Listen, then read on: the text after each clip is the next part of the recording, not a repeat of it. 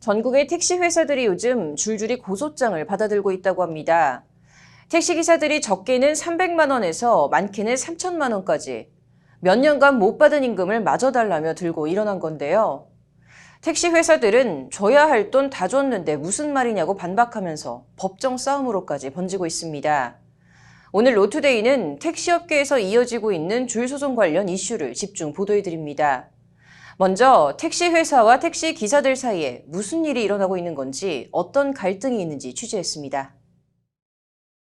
법률방송이 단독 입수한 한 택시 회사 상대 손해배상 청구 집단소송 소장입니다. 피고는 서울 소재 법인 택시업체와 관계자 등 4명입니다. 원고는 이들 업체에서 수십 년간 근무해온 택시기사 7명입니다. 고소를 당한 택시회사 한 곳은 올해로 54년째 운영 중인데 150명가량의 택시기사들이 고용된 규모가 큰 업체입니다. 이곳에 4년 넘게 소속돼 일해왔다는 59세 박은홍 씨는 이제서야 우리가 그동안 회사로부터 부당한 대우를 받고 일해왔다는 것을 깨달았다고 소송 제기 이유를 밝혔습니다. 사실 그동안에는 이 택시 근로자들의 근무 여건이라든가 환경이 어려워가지고 그런 부분에 대해서 신경을 못 썼던 부분이 많이 있습니다.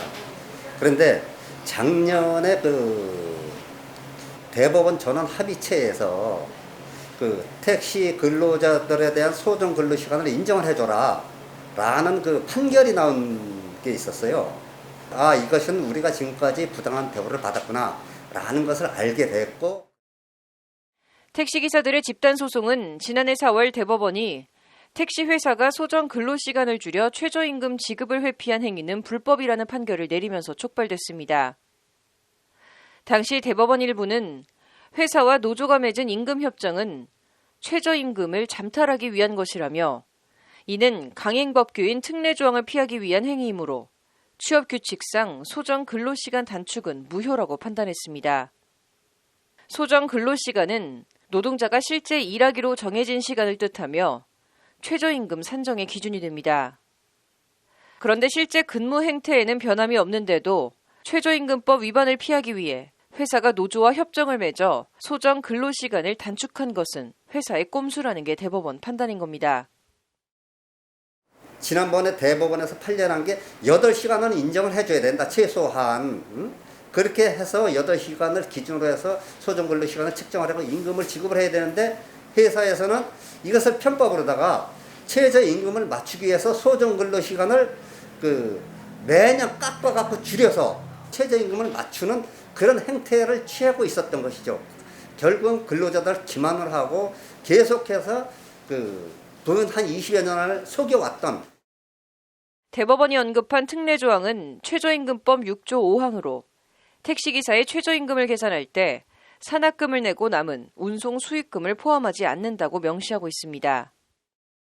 기존의 택시회사 근로자들의 임금 체계를 보면 이제 기본급 플러스 이제 성과급으로 구성이 되는데요. 이 성과급이라는 것이 보통 산학금을 제외한 나머지 금액들을 이제 가져가는 그런 구조였던 것이죠. 그래서 이 나머지 금액에 대해서 최저임금의 산입에 제외한다라는 그런 내용의 특례 조항이 시행되었기 때문에 이런 문제가 생기게.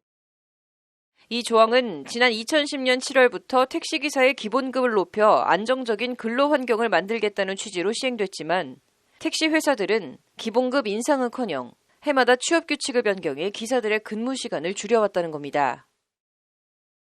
해마다 최저임금이 올라가는 부분에 대해 가지고 숫자를 억지로 맞추는, 그렇게 돼버리는 거죠. 지금 현재에 또 지금 한 5시간 정도 그 정도밖에 인정을 안 해주고 있는 그런 실정입니다. 해마다 그렇게 줄여가지고.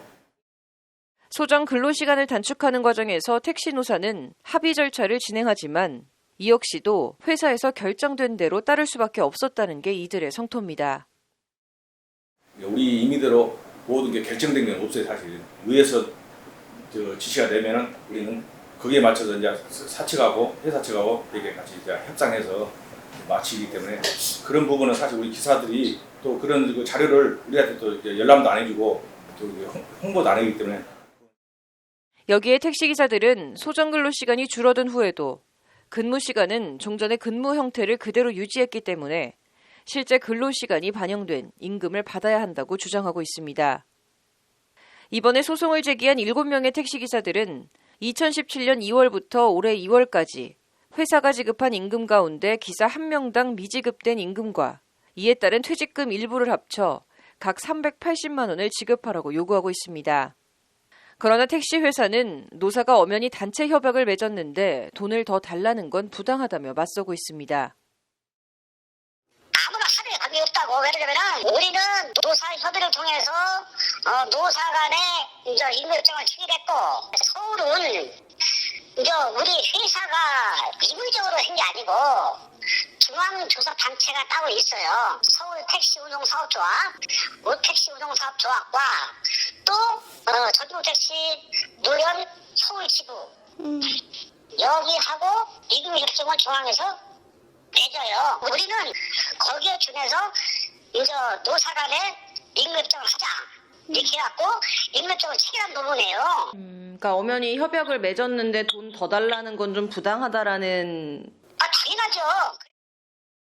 고작 몇백만 원의 연연에 소송하는 것이 아니다라고 주장하는 택시기사들은 이 기회에 택시업계가 투명성 있게 운영됐으면 하는 바람이라고 강조했습니다. 노사간이라는 게 노동자가 있어야 이제 회사도 있는 것이고, 회사가 있어야 저희들도 이제 밥벌이를 할 수도 있는 거고.